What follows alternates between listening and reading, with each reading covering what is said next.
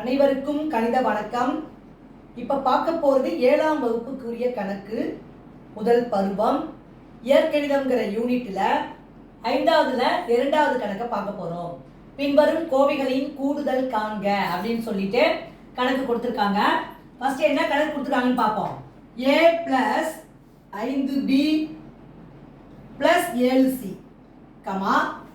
2a + 10b + 9c இதான் கொடுக்கப்பட்ட கணக்கு.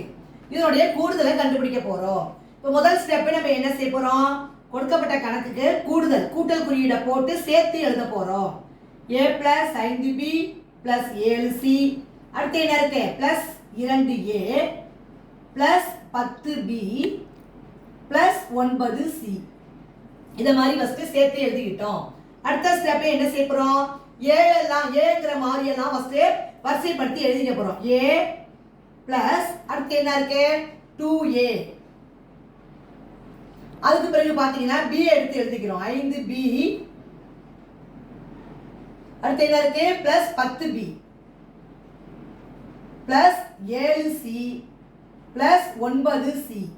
இதே மாதிரி ஒத்த மாறிகளை வரிசைப்படுத்தி எழுதிக்கிட்டோம். அடுத்த ஸ்டெப் இப்ப a எல்லாம் கூட்டுறோம். இப்ப a ன்னா எனக்கு என்ன இருக்குன்னு அர்த்தம்? ஒரு a ன்னு அர்த்தம். அப்ப 2 1 3 3 5 2 1 3. அப்ப 3a + 5 10 கூட்டினால் 15b + 7 9 கூட்டினால் 16c. அப்ப இந்த கூடுதல் என்ன ஆன்சர் கிடைச்சிருக்கு? 3a + 15b + 16c. இதான் இந்த கணக்குக்குரிய விடையாகும். புரிஞ்சுச்சுங்களா?